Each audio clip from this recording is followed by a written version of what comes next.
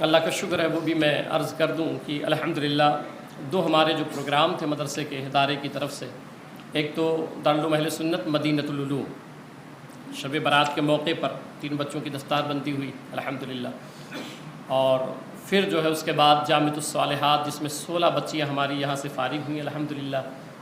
اس وقت تک جو ہے ہمارے مدرسے سے بچیوں کا جو مدرسہ ہمارا چل رہا ہے، اور ہمارا کیا آپ کا میں تو قیادت کر رہا ہوں، تو آپ کے اس مدرسے سے بچیوں کے اس وقت تک آج کے دن تک 72 بچیاں فارغ ہو چکی ہیں الحمدللہ۔ 72 بچیاں جو ہے عالمہ بن کے جا چکی ہیں الحمدللہ، اور پچھلے سال 7 بچوں نے حفظ کیا تھا، اس سال 3 بچوں نے کیا، تو 10 بچے جو ہے وہ حفظ قرآن کر چکے ہیں۔ اس پر میں 1-2 باتیں آپ کو سنا دیتا ہوں تاکہ آپ کو سمجھ آئے۔ حضور صلی اللہ علیہ وسلم فرماتے ہیں ان بچوں کے بارے میں، سرکار فرماتے ہیں اذا مر العالم او المتعلم، حدیث سنیں، علی قریۃ رفع اللہ العذاب علی مقبرتها 40 یوما۔ سرکار فرماتے ہیں کہ اگر کوئی قبرستان ہو اور اس قبرستان سے کوئی باعمل عالم اور متعلم جو علم دین حاصل کرتا ہے، سرکار فرماتے ہیں اگر وہ گزر جائے صرف ویسے ہی نارمل چلا جائے قبرستان سے، تو سرکار فرماتے ہیں 40 دن کے لیے اللہ تعالیٰ ان اہل قبور سے عذاب اٹھا لیتا ہے۔ آپ کے بچے حفظ نہیں کرتے ہیں، آپ اسکول پڑھاتے ہو، آپ یہ سوچتے ہو یار اس میں کیا ملے گا، حفظ کر کے ضروری تو نہیں ہے کہ وہ پڑھائے، عالم بن کر کے یہ ضروری تو نہیں ہے کہ وہ پڑھائے۔ بھئی علم اس لیے آدمی حاصل کرتا ہے کہ اپنی زندگی ہم شریعت کے راستے میں کیسے گزاریں۔ علم کا مقصد یہ ہے، پڑھانا تو مقصد نہیں ہے۔ جتنا ہے آپ تبلیغ کرتے رہیں، اپنے گھر میں کریں، دوست و احباب میں کرتے رہیں۔ ہمارا ایک نظریہ ہو گیا جو حافظ جی ہو گیا وہ پڑھائے، جو مولانا صاحب ہو گئے وہ مسجد سے جڑ جائیں۔ بھئی کیوں؟ آج آپ کے بچے اسی لیے نہیں آ رہے ہیں کہ بھئی کیا تنخواہ کیا ملے گی، کیا ملے گا، اور پھر حالات کیا ہوں گے۔ یقین مانیں یہ بچوں کو پڑھا دیں آپ، کیونکہ یہ ٹھیک ہے آپ کا بچہ ڈاکٹر ہو گیا، انجینئر ہو رہا، بنائیں، اس میں بھی بنائیں، ضروری ہے، بہت ضروری ہے، ہاں، کیونکہ جو قوم پڑھے گی وہ قوم بڑھے گی، ہاں، جو قوم پڑھے گی وہ بڑھے گی۔ اور ہمارا پہلا میسج اللہ کی طرف سے ہمارے لیے جو تھا اقرا، پڑھیے، ہاں، ہمارا تو بنیاد ہی ہے پڑھنا، ہاں، مگر ہم دور ہو گئے۔ تو منع نہیں ہے کہ ڈاکٹر نہ بنائیں، انجینئر نہ بنائیں، نہیں، ہم یہ کہتے ہیں ڈاکٹر بھی بنے، حافظ قرآن بھی ہو جائے نا، ڈاکٹر بھی بنے، عالم قرآن بھی ہو جائیں۔ ڈاکٹر بنے گا دنیا تو بہتر ہو جائے گی، مگر دین کا کیا ہوگا؟ میں نے بتایا نا کہ ہمارے تعلقات تو بہت سارے ایسے ڈاکٹر ہیں، پروفیسر ہیں جو عموماً آتے ہیں، انجینئر ہیں، وہ لوگ آتے ہیں تو حیرانگی ہوتی ہے مجھے، وضو کے مسائل نہیں یاد ہیں، غسل کے مسائل نہیں یاد ہیں، یہ حالات ہیں۔ ادھر تو حضور صلی اللہ علیہ وسلم فرماتے ہیں، سرکار نے فرمایا، حدیث سنیں، من قرأ القرآن وعمل بہ البس والدہ تاجا یوم القیامہ۔ یہاں تو بچہ آپ کا ڈاکٹر ہو گیا تو آپ تو ڈاکٹر نہیں ہیں نا، آپ کو کیا اعزاز ملے گا، وہ تو بچہ ہو گیا۔ اچھا، پڑھاتے پڑھاتے آپ کی عمر ہو جاتی ہے 60-70 سال، جب آرام کرنے کا ٹائم ہو گیا تو آپ قبرستان پہنچ گئے۔ اب وہ ڈاکٹر صاحب اپنا کما رہے ہیں، اچھی لائف گزار رہے ہیں، مگر دین سے بے خبر ہیں بیچارے، دین سے بے خبر ہیں۔ جبکہ ادھر حال یہ ہے کہ حضور صلی اللہ علیہ وسلم فرماتے ہیں کہ جو شخص اپنے بچے کو قرآن پڑھا دے وے تو حضور صلی اللہ علیہ وسلم فرماتے ہیں کہ اس نے اگر حفظ کر لیا ہے تو میدان محشر میں البسا والدہ تاجا یوم القیامہ، بیٹا تو بیٹا ہے، ماں باپ کو اللہ تاج پہنائے گا، قیامت کے دن ماں باپ کو اللہ تاج پہنائے گا۔ آپ لوگ جو کرتے ہو بھئی یہ روزی روٹی ہوگی، اتنا ایمان کمزور ہو گیا، یہ حالت ہماری ہو گئی ہے، افسوس ہوتا ہے آپ پر۔ ایک مرغی کا انڈا آپ نے دیکھا ہوگا، اس میں کوئی سوراخ نہیں ہوتا ہے، اس میں بچہ زندہ رہتا ہے، وہ کون ہے؟ وہ رب ہے میرا نا، جو اس میں زندگی دے رہا ہے۔ اور آپ اتنا زیادہ ٹینشن لیے ہوئے ہیں، آپ سب کا رزاق وہ ہے، ہاں؟ آپ صرف ذریعہ ہو، سبب ہو، بس۔ تو حضور فرماتے ہیں کہ اگر کسی کا بیٹا حافظ قرآن ہو گیا ہے تو اللہ اس کے ماں باپ کو تاج پہنائے گا، اور وہ تاج ماں باپ والا ایسا ہوگا کائنات کی ساری باتیں جھوٹی ہو سکتی ہیں، سرکار کا فرمان حق ہے، وہ کہہ رہے ہیں بالکل پکی بات ہے. ابھی نہیں سمجھ آ رہا ہے آپ کو. آپ سمجھ رہے ہو کہ بھائی یہ مولوی صاحب اگر یہ لوگ نہ ہوتے، آپ سوچیں ان کی کتنی محنتیں ہیں. آپ ہوٹلوں پہ اور دیگر جگہ جو بات کرتے ہیں تو پھر فلاں مولوی صاحب ایسے ہیں پھر ایسے ہیں. پہلی بات تو یہ سن لیں، حدیث شریف ہے کہ میرے آقا فرماتے ہیں کہ اگر کسی نے کسی پہ الزام لگا دیا، بات آئی تو سن لیں، کسی نے کہہ دیا اور وہ بات اس میں نہیں ہے، سنی سنائی بات آپ نے، زیادہ تر ہمارے ہاں 90% باتیں سنی سنائی. اگر آپ یہ کرنے لگ جائیں نا، آپ کے رشتہ داروں میں بھی جھگڑے نہیں ہوں گے. میری عادت میں آپ کو بتا دوں، یہ 15 سال سے میری عادت ہے. میں نے سن لیا کہ فلاں نے ایسا کچھ کہا ہے، میں بلا لیتا ہوں. بھئی یہ بات آپ نے کہی ہے، میں آپ کو ذمہ داری سے کہتا ہوں کہ 99% ایسا ہوتا ہے کہ انہوں نے نہیں کہا ہے، وہ اسی نے بنا کے پیش کر دیا. ایسے ہی ہوتا ہے. آپ دیکھیں آپ کے رشتہ داروں میں برائی ہے، تیسرا ایسی باتیں کرے گا، ادھر سے بھی ادھر سے بھی، ادھر سے ادھر بتائے گا، ادھر سے ادھر بتائے گا، دوریاں ہی دوریاں بڑھ گئی ہیں. مسئلے خود حل کیا کریں براہ راست. سنی سنائی باتوں پہ یہ بیچ والے جو بڑے خطرناک ہوتے ہیں، بڑے خطرناک ہوتے ہیں، پورا سب کو الجھا کے رکھے ہیں یہ لوگ. ظاہر سی بات ہے جو آدمی آ کر کے ان کی برائی آپ کے سامنے کر رہا ہے تو آپ کی برائی ان کے سامنے نہیں کر رہا ہوگا، تو پکی بات ہے نا. اور ایسا سننے پھر گنہگار ہو جاتے ہیں آپ. ہمیشہ بغیر تحقیق کے، بغیر تصدیق کے. اور کبھی کبھی تو ایسا ہوتا ہے، میں نے تو پڑھا ہے جو کہ آنکھوں سے دیکھی ہوئی بات بھی جھوٹی ہوتی ہے، اس پر بھی یقین نہیں کر سکتے آپ. تو اسی لیے جب ہم مسئلہ بتاتے ہیں یا ہمارے اکابرین فتویٰ دیتے تھے، سرکار اعلیٰ حضرت کو پڑھیں آپ، تو بار بار یہ لکھتے تھے اتمام حجت کیا جائے، اس سے پوچھا جائے کہ اس نے ایسا کہا ہے کہ نہیں. بغیر اتمام حجت کے بات نہ کی جائے. مگر اگر ہم لوگ تو زیادہ تر ایسے ہی الزام لگا دیتے ایک دوسرے پر، بس یہ ہے اور ایسا ہے اور ایسا ہے. جبکہ سرکار فرماتے ہیں اگر کسی نے کسی پر الزام لگا دیا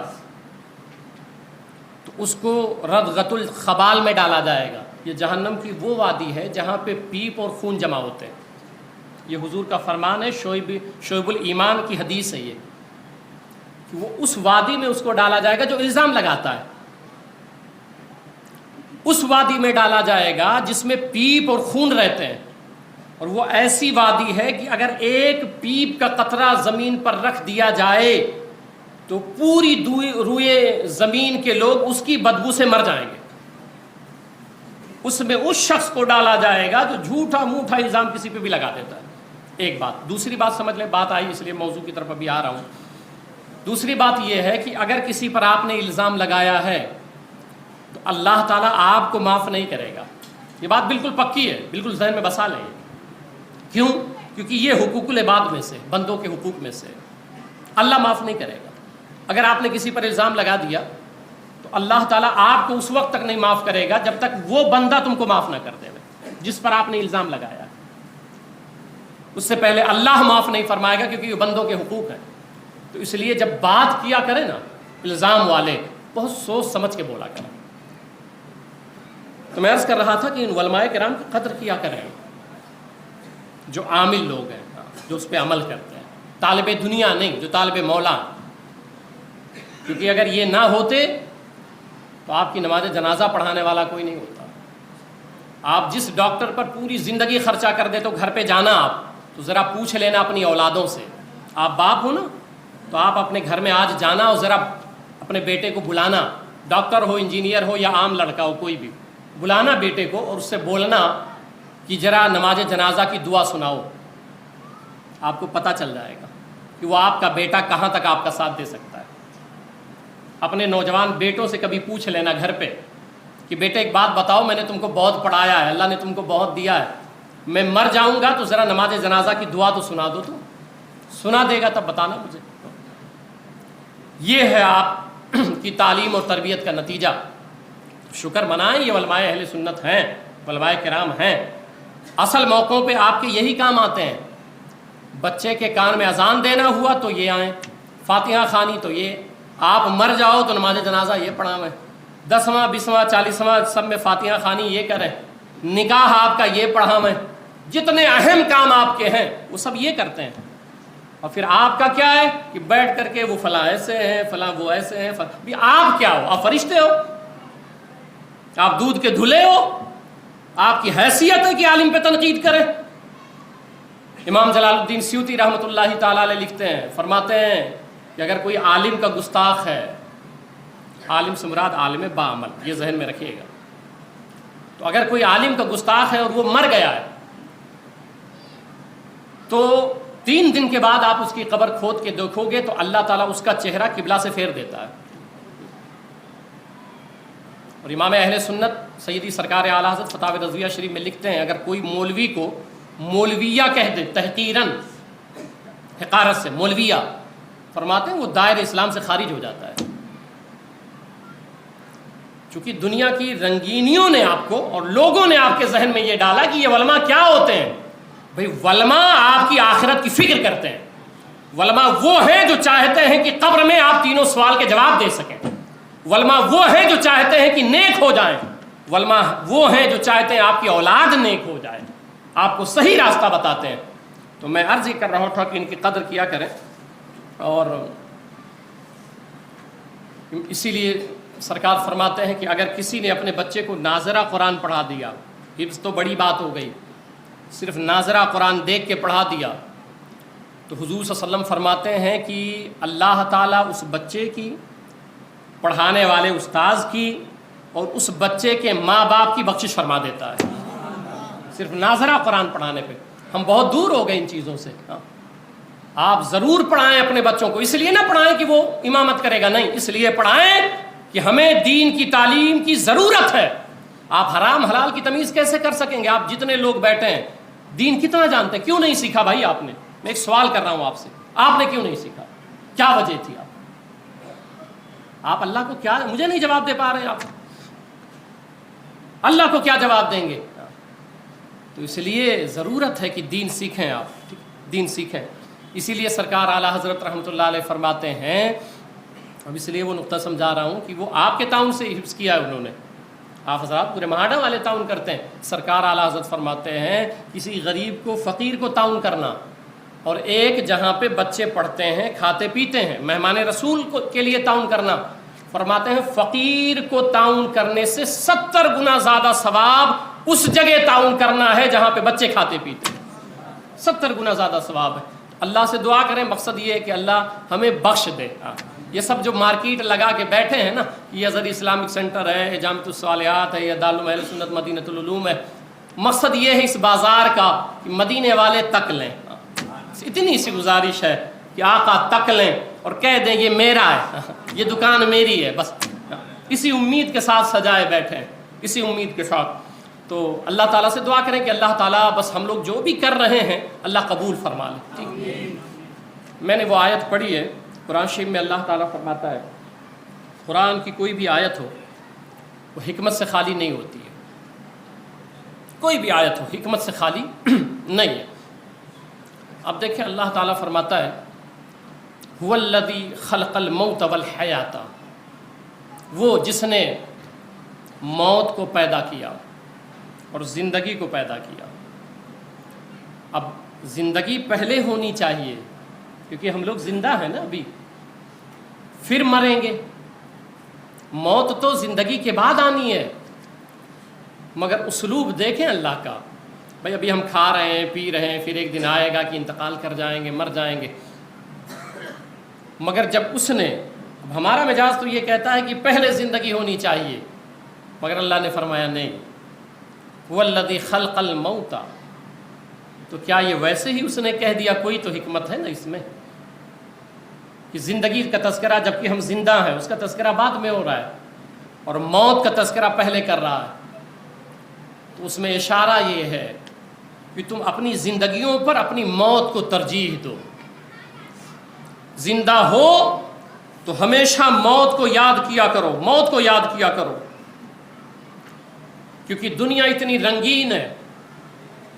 اس طرح ہم اپنی زندگی گزار رہے ہیں کہ جیسے ہمیں صبح ناشتہ کرنا ہے، پھر کام پہ نکل جانا ہے، پھر شام میں آنا ہے، کھانا کھانا ہے، پھر سو جانا ہے، اس کے سوا کچھ نہیں ہے، اس کے سوا کچھ نہیں۔ ہم یہاں جو آئے ہیں ایک امتحان گاہ ہے، یہ امتحان گاہ ہے، اس امتحان گاہ میں ہم امتحان کی تیاری کرنے آئے ہیں.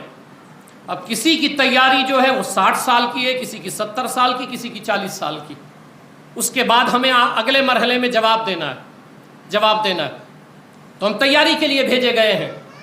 میں نے سمجھایا تھا احد کی لڑائی ہوئی، صحابہ زخمی ہو گئے، بہت سارے صحابہ زخمی ہو گئے.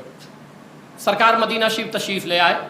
پھر یہ پتہ چلا کہ ابو سفیان اور لشکر لے کے آ رہا ہے. وہ ابو سفیان اس وقت تو سرکار کو خبر ہوئی کہ پھر ادھر لڑائی ہونے والی ہے. تو حضور صلی اللہ علیہ وسلم پر آیت اتری قرآن کی، جس کا مفہوم یہ، اللہ نے فرمایا محبوب وہ جو زخمی لوگ ہیں نا ان کو لے کے پھر نکل جاؤ جہاد کے لیے. قید لگا دی جو زخمی لوگ ہیں. اب اس دور میں ہاسپٹل تو نہیں تھے نا، ٹریٹمنٹ اتنا فاسٹ نہیں تھا. تو اب کسی کا پیر ٹوٹا ہے، کسی کو تیر چبھی ہے، کسی کو تلوار کے زخم لگے ہیں، سب باندھے ہوئے کپڑا لپیٹے ہیں. منادی نے ندا دیا کہ سرکار بلا رہے ہیں، چلو پھر جہاد میں چلتے ہیں. اور شرط یہ تھی جو زخمی ہیں وہ چلیں، جو زخمی لوگ ہیں وہ چلیں، جو صحت مند ہیں وہ نہیں. تو جس کا پیر ٹوٹا تھا تلوار اٹھایا چل دیا. پورا بدن چھلنی ہے تیروں سے، زخموں سے چور ہے، مگر تلوار اٹھائی چل دیے. میں نے جب یہ پڑھا تو میں نے سوچا ایسا کیوں؟ تو یہ سمجھ آیا کہ انہوں نے سمجھا تھا زندگی کس کی ہے، انہوں نے حقیقت کو سمجھ لیا تھا. ہمارے ہاں 2 طرح کے لوگ زندگی گزار رہے ہیں اور پہلے سے یہ طریقہ چلا آ رہا ہے. فرعون ہے، حامان ہے، قارون ہے، شداد ہے. یہ لوگ بادشاہ ہوئے، زندگی گزاری انہوں نے. تو ان کے پاس جو مال و دولت تھا، جو کچھ ان کے پاس پراپرٹی تھی، وہ یہ سمجھتے تھے کہ اس کا مالک میں ہوں، یہ میری اپنی ملکیت ہے، میں جیسا چاہوں ویسا کروں، میں اس کا مالک ہوں. اور پھر حضور صلی اللہ علیہ وسلم نے اور صحابہ کرام نے جو زندگی گزاری تو کس طرح گزاری؟ وہ یہ سمجھتے تھے یہ جو کچھ بھی ہے یہ میرا نہیں، میرے مولا کا ہے. اب 2 طرح کی زندگی ہے. ایک تو یہ ہے کہ آپ اپنا سمجھیں اور یہ ذہن میں بس گیا ہے کہ یہ سب ہمارا ہے. آپ فلیٹ میں رہ رہے ہیں، یہ فلیٹ ہمارا ہے، اتنا بینک بیلنس ہے ہمارا ہے، یہ گاڑیاں ہماری، اس کے مالک ہم ہیں. دھوکہ ہے یہ، اسی پہ آپ دھوکہ کھائے ہوئے ہو. باہر نکلو اس دھوکے سے. اگر یہ فلیٹ آپ کا ہے، یہ جسم آپ کا ہے، یہ روح آپ کی ہے، آپ اپنے آپ کے مالک ہو، تو اگر اپنے مالک ہو تو روح فرشتہ کیوں لے کے جا رہا ہے؟ اگر آپ اپنے بدن کے مالک ہو تو آپ کا جسم قبر میں کیوں ڈالا جا رہا ہے؟ اگر آپ اپنے گھر کے مالک تھے تو آپ کے گھر والے آپ کے گھر سے نکال کے باہر کیوں پھینک رہے ہیں؟ اگر آپ اپنے اس کپڑے کے مالک تھے تو کپڑا کیوں چھین لیا گیا؟ اگر آپ اپنے پیسے کے مالک تھے تو پیسہ آپ کی اولاد کیوں لے رہی ہے؟ اس دھوکے سے باہر آ جائیے. آپ کسی چیز کے مالک نہیں ہو، مالک صرف میرا مولا ہے. تو پھر آپ کے پاس کیا ہے؟ آپ کو زندگی گزارنے کے لیے کچھ چیزوں کی ضرورت ہوتی ہے. جیسے آپ جب آئے ہی نہیں تھے تب اللہ نے ہوا پیدا کر دیا. آپ آئے ہی نہیں تھے، زمین بنا دیا، پیڑ پودے بنا دیے، سبزیاں اگا دی، یہ ساری چیزیں پہلے بنا دی. ماں کے چھاتی میں دودھ پیدا کر دیا، وہ پروردگار ہے. آپ آئے ہی نہیں تھے. یہ سب انتظام کس نے کیا؟ مولا نے. تو یہ آپ کی ضرورت کے لیے انتظام کیا ہے اس نے، مالک بنانے کے لیے نہیں. اس گورکھ دھندے سے باہر نکلو. اسی لیے آج دیکھو جب کہا جاتا ہے یار فلاں کام ہے ایسا، وہ تھوڑا سا اس میں مدد کر دیں، دینی کام ہے، مدرسے کا کام ہے، کلیجے پھٹتے ہیں. کیوں جانتے ہیں؟ کیونکہ آپ اپنے آپ کو مالک بنائے ہوئے ہو، آپ اپنے آپ کو مالک سمجھے ہوئے ہو. اگر آپ کو یہ لگتا کہ میرے پاس جو کچھ ہے میرے مولا کا ہے تو مولا کے نام پہ دیتے ہوئے کلیجے نہیں پھٹتے، مولا کے نام پہ دیتے ہوئے منہ نہیں بنتے. تو اس لیے آپ اپنا سمجھے ہوئے ہو. اس لیے یہ صورت آپ کو اللہ نے زندگی گزارنے کے لیے چیزیں دی ہیں کہ 60 سال 70 سال زندگی گزارو، میرے پاس آ جاؤ سب چھوڑ چھاڑ کر کے. تو یہ زندگی گزارنے کے لیے دیا گیا ہے، مالک بننے کے لیے نہیں. اسی لیے اللہ کے رسول صلی اللہ علیہ وسلم فرماتے ہیں اکثر ذکرھا ضمن لذات الموت، کہ اب اس رنگین سے نکلا کیسے جائے. تو میرے آقا نے نسخہ بتایا ہے کہ اپنی موت کو کثرت سے یاد کیا کرو. اپنی موت کو جب کثرت کے ساتھ یاد کرو گے نا تو لذت دنیا مٹ جائے گی، دنیا کی لذت مٹ جائے گی۔ میں قبرستان جاتا ہوں، بیٹھتا ہوں 1-1.5 گھنٹے 2 گھنٹے بیٹھتا ہوں، غور کرتا ہوں۔ میں نے بچوں کو بھی سنایا تھا، ایک چھوٹا سا بچہ، میں بیٹھتا تھا تو عموماً دیکھتا تھا روزانہ وہ آتا تھا اور وہ پانی ڈالتا تھا، پھر وہ کھڑا رہتا تھا۔ میں روزانہ وہاں پہ بیٹھنے کے لیے لگا ہوا ہے تو وہیں بیٹھتا تھا میں، یہ رفیق نگر قبرستان میں۔ تو چھوٹا سا بچہ، میرا خیال ہے 8 سال عمر رہی ہوگی، میں اس دن رو پڑا تھا اس کو دیکھ کے، اس کا جواب سن کے۔ وہ پانی ڈالتا تھا اور کھڑے ہو کے کچھ کہتا تھا، تو کئی دن گزر گئے تسلسل کے ساتھ، میں نے دیکھا تو پھر ایک دن میں نے اس کو بلایا، میں نے کہا بیٹے تم یہ کون ہے، کس کی قبر ہے؟ تو اس نے کہا کہ ایک میری نانی ہے اور ایک میری بہن ہے، اور 8 سال کا بچہ تھا۔ تو میں نے کہا کہ روز تم آ رہے ہو، میں دیکھ رہا ہوں کنٹینیو آ رہے ہو؟ تو بولا ہاں۔ تو میں نے کہا تم کیا کہتے ہو، دعا کیا مانگتے ہو؟ اس 8 سال کے بچے نے کہا میں کہتا ہوں اللہ معاف کر دے، اللہ میری نانی کو اور میری بہن کو معاف کر دے۔ پھر وہ رو پڑا۔ ایسی اولادیں بناؤ، اپنی ایسی اولادیں پیدا کرو۔ وہ 8 سال کا بچہ تھا مگر اپنی نانی کو نہیں بھولا، اپنی بہن کو روزانہ قبر پہ جاتا تھا۔ آپ کے ماں باپ مر چکے ہیں، آپ کتنی مرتبہ قبر پہ جاتے ہو؟ تمہاری مائیں کتنا یاد آتی ہیں؟ تم کو پیدا کیا تھا اسی لیے کہ دنیا میں کھو جاؤ، تم کو تمہارے باپ یاد نہیں رہی، تمہاری مائیں یاد نہیں رہی، تم اپنی اولادوں سے امید نہ کرو۔ تو اس لیے میں سمجھا رہا ہوں کہ زندگی اس طرح گزارو اور موت کو کثرت کے ساتھ یاد کیا کرو۔ کیسے یاد آوے؟ جب آپ کو لگے کہ دنیا کھینچ رہی ہے، آپ قبرستان چلے جایا کریں، وہاں دیکھا کریں کوئی بہت بڑا سیٹ سا پڑا ہوا ہے، قبر پہ فاتحہ پڑھنے والا کوئی نہیں ہے، مٹی ہو گیا ہے کوئی، آپ کو پتہ نہیں ہے۔ کاش پتہ چل جاتا۔ میرے آقا تاجدار کائنات صلی اللہ علیہ وسلم کے صحابی حضرت عثمان غنی رضی اللہ تعالیٰ کئی مرتبہ جنت کی بشارت، مگر جب قبر پہ کھڑے ہوئے تو رو رہے تھے، روتے روتے داڑھی بھیگ گئی۔ مقصد یہ نہیں ہے کہ تقریر کیا جائے، مقصد یہ ہے کہ تم بدلو اپنے آپ کو۔ کب تک تقریریں سنو گے؟ اپنی زندگی میں وہ چیزیں کیوں نہیں لاتے ہو؟ تمہیں کب تک زندگی گزارنی ہے؟ کیا مولا کے سامنے نہیں کھڑا ہونا ہے؟ اللہ تمہیں جھنجھوڑ کے کہتا ہے یا ایھا الانسان ما غرک بربک الکریم الذی خلقک فسواک فعدلک۔ اللہ فرماتا ہے اے انسان، تجھے کس چیز نے اپنے کریم رب سے دور کر دیا ہے؟ وہ قہار و جبار لفظ نہیں استعمال فرمایا، کریم۔ انسان تجھے ہوش نہیں ہے، تجھے کس چیز نے اپنے مولا سے دور کر دیا ہے؟ تجھے میری یاد نہیں آتی ہے؟ کیا تجھے میں نے پیدا نہیں کیا؟ تو ننگا پیدا ہوا تھا، میں نے کپڑا دیا ہے تجھے گنگا اندھا لولا لنگڑا بنا دیتا میں، مگر نہیں دیکھ تندرستی میں نے دی ہے، تو مجھے بھول گیا، مجھے فراموش کر دیا۔ اتنا پیار کرتا تھا۔ تو ذوالنون مصری رحمۃ اللہ تعالیٰ علیہ جا رہے تھے، بات آئی تو سن لیں، جا رہے تھے تو آپ فرماتے ہیں کہ یوسف بن حسین رحمۃ اللہ علیہ ساتھ میں، فرماتے ہیں ایک بڑا سا بچھو نکلا، فرماتے ہیں میں دوڑا کہ ماروں۔ یوسف بن حسین کہتے ہیں تو ذوالنون مصری نے کہا رکو دیکھتے ہیں کہاں جا رہا ہے۔ تو فرماتے ہیں کہ لبے دریا گیا، وہ دریا کے پاس گیا تو ہم نے دیکھا کہ ایک مینڈھک دریا سے نکلا۔ میں رب کا تمہیں پیار بتانے لگا ہوں۔ ایک مینڈھک نکلا اور نکلنے کے بعد بچھو اس پہ سوار ہو گیا، وہ مینڈھک اس کو دریا پار کرایا۔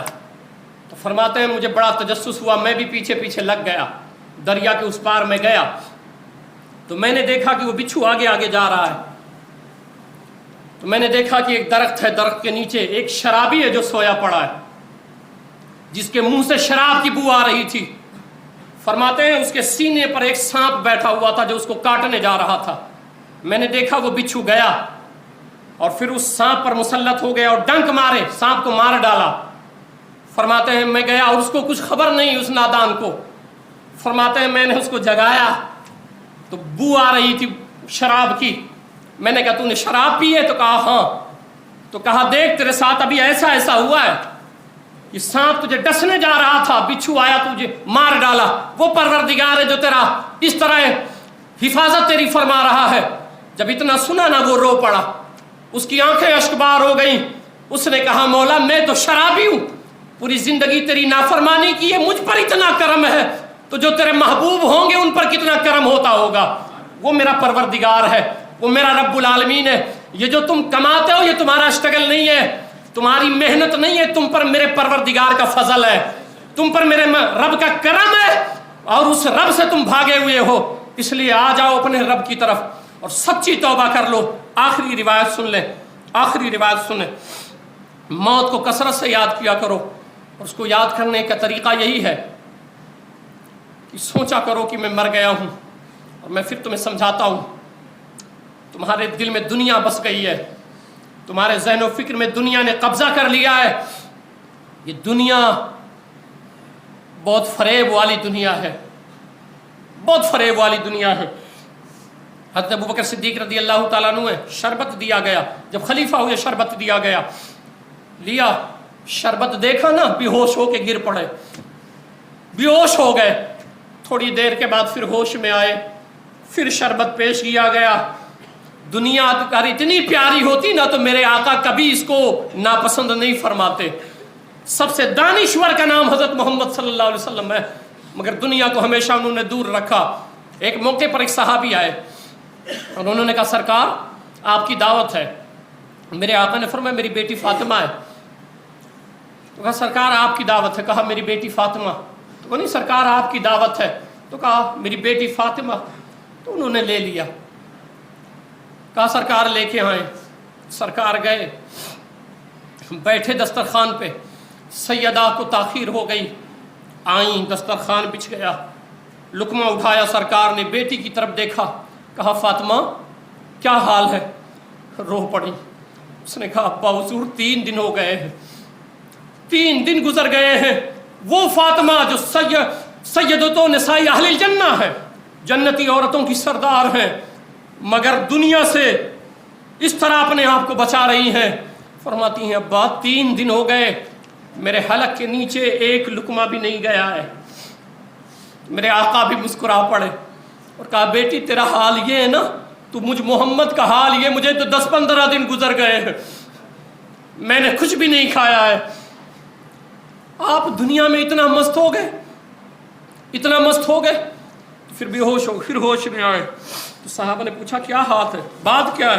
तो कहने लगे मैं इसलिए अभी समझा रहा हूं कि मौत की तैयारी कैसे की जाए। माह रमजान आ रहा है, रमजान मुकद्दस की आमद है, अभी से तहैया कर लो कि मौला मैं बड़ा पापी था और नौजवान हूं। मैंने पिछले जुमा को बताया था, जब नौजवान पिछले गुनाहों से तौबा करता है और अल्लाह के हुजूर रोता है और माफी मांगता है, आज का रोना बड़ा प्यारा है।